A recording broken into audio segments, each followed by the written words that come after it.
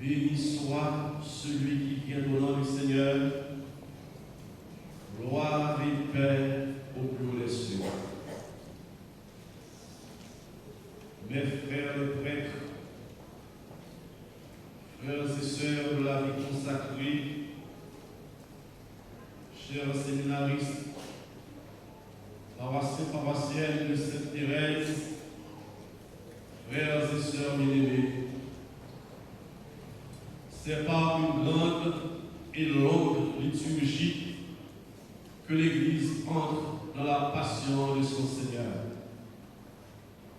Une liturgie qui nous interroge sur notre cœur, sur notre attachement au Christ. Une liturgie qui nous rappelle que parfois, nous sommes de ceux qui acclament le Christ, qui disent « Hosanna, béni soit notre roi » et qui plus tard crie « à mort, crucifiez-le ».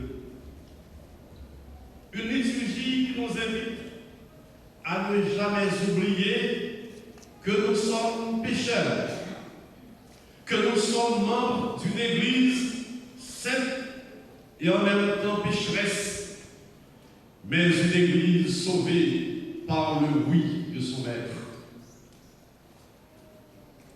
Le dimanche des rameaux et de la passion du Seigneur nous fait tenir ensemble les deux éléments constitutifs du mystère pascal. Le Christ roi, le Christ serviteur souffrant.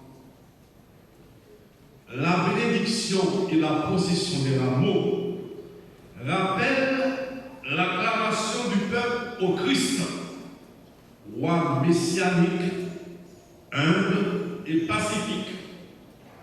Et la messe de la passion nous donne de contempler le serviteur souffrant.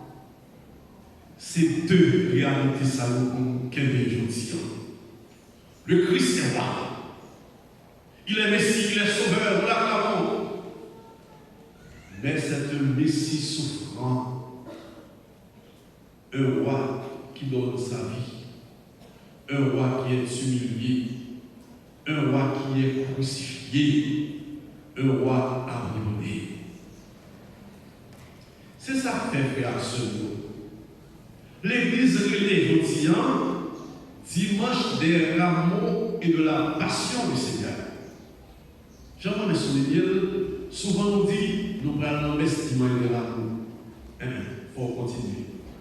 Mais des rameaux et de la passion du Seigneur. Souvent, nous mettons des rameaux seulement pour la première partie, quand tu acclames Jésus, je dis vive pour nous chanter rameaux dans même. On va prendre le deuxième dans la passion à la souffrance. Et là, l'Église met ensemble, livre dit non, c'est un grand paradoxe. C'est un contraste et même une contradiction. Livre dit pour c'est comme ça la vie mondiale. On regarde là-dessus. Aujourd'hui, Jésus avance sur des branches de palmier. Il a chanté pour nous. Demain, il marchera vers le Golgotha, chargé de sa croix. Aujourd'hui, il est acclamé par les foules. Demain, il sera rejeté et condamné. Aujourd'hui, il est monté sur un anon, son théorique. Demain, il sera élevé sur la croix. Aujourd'hui, il foule un chemin de gloire. Demain, il sera humilié. Aujourd'hui, il est acclamé comme roi. Demain, il sera couronné d'épines. Ainsi va la vie. C'est pour y bagarrer de force que je dis, c'est comme ça la vie mondiale. Je dis, on va prier. Demain, on va crier. Je dis, il y a bon bravo. Demain, il y a bon abat. Je dis, il y a fait avec vous. demain, il y a plein de pièges. C'est comme ça la vie chrétienne. C'est pas ça? C'est ça dimanche là, mon force en premier, la vie avec de joie et de tristesse. Il fait de victoire et de défaite. C'est ça fait un monde qui écrit un bel poème, la écrit pour petit pli, pour tout le monde qui a grandi, si tu peux rencontrer triomphe après défaite et recevoir sa demande de même fond, tu seras un homme, mon fils.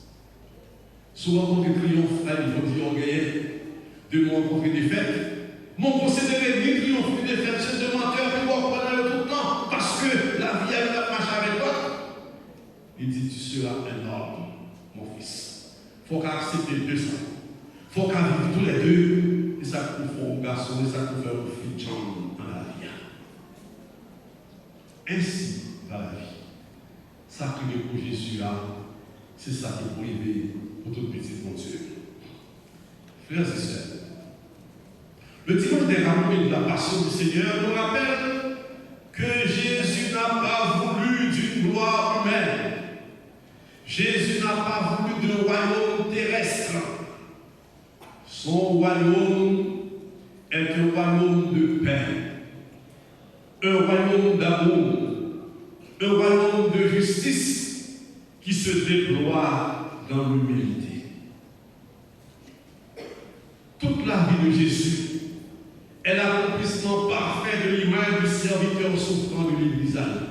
Première lecture, présenter le serviteur de Dieu, un serviteur qui souffre. Serviteur, ça c'est Jésus. Serviteur, ça c'est l'Église. Serviteur, ça c'est tout le monde qui baptise, c'est ou c'est moins, dans la mesure où nous vivons l'évangile là. Sans que le pape long, parce que dimanche là, on prend ça dans mon nom. La passion vient chanter dans le matin. Très bien. On fait faire une procession, des cérémonies dans l'eau. Si on a dit, pourquoi faire un péché le matin? C'est pas ça? Il y a des petits écoles, vous savez. Pourquoi faire un péché de l'eau?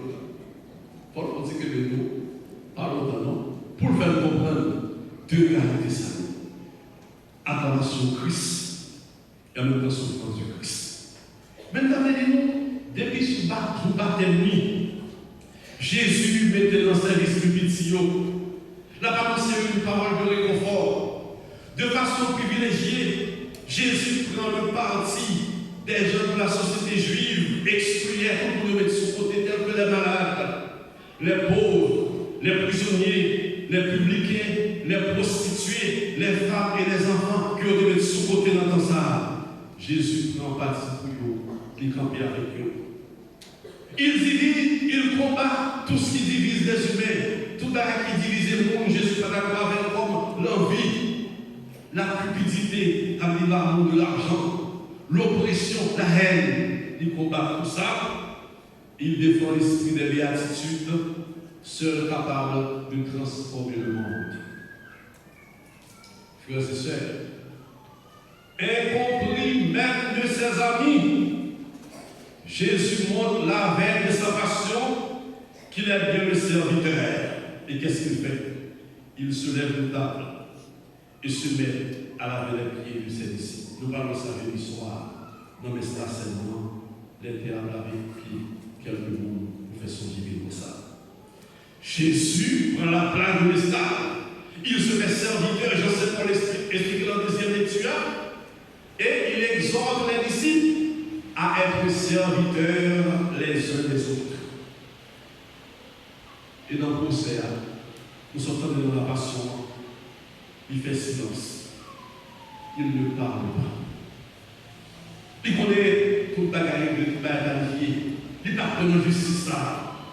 Il donne sa vie pour la défense de l'amour et de la justice qu'il avait toujours annoncé.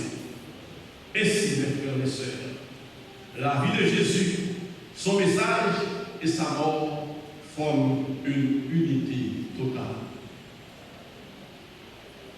Fidèle de Sainte Thérèse,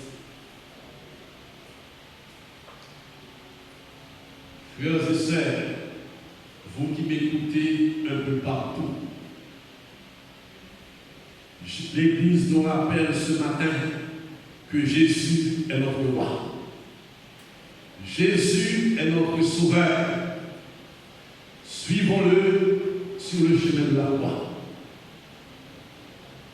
Chemin de la croix qui est aussi chemin de la vie, chemin de la gloire, chemin de la résurrection.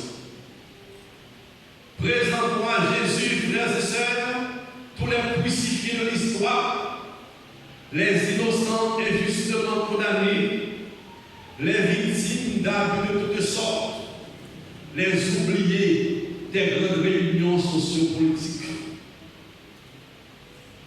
On nous présente par Jésus, tout le monde a crasé, tout ça a humilié, tout ça a souffert. On demande le pardon pour chaque fois nous craser le monde, pour chaque fois nous humilier le monde, pour chaque fois nous détruire le monde, parfois ça n'a dit que nous ne pas vérifier. On demande le pardon pour chaque fois nous dire bourreau, au lieu de Simon de Cyrène, qui est des mondes côté croyants. Au seuil de la grande semaine, au seuil de cette semaine 7, la plus grande semaine de l'Église, semaine de méditation, semaine de prière intense, semaine de réveil de la foi. Oui, frères et sœurs, en ce premier jour de la semaine 7, demandons au Seigneur sa grâce pour qu'à son exemple, notre vie soit don, ouverture, participation au mystère, au projet d'amour et de justice de Dieu. Dieu sauveur, oublie notre péché, mais souviens-toi de ton amour quand tu viendras dans ton royaume. Souviens-toi d'Haïti, ce pays qui souffre, ce pays que tu aimes. Victoire, tu règneras, au roi, tu nous sauveras. Amen.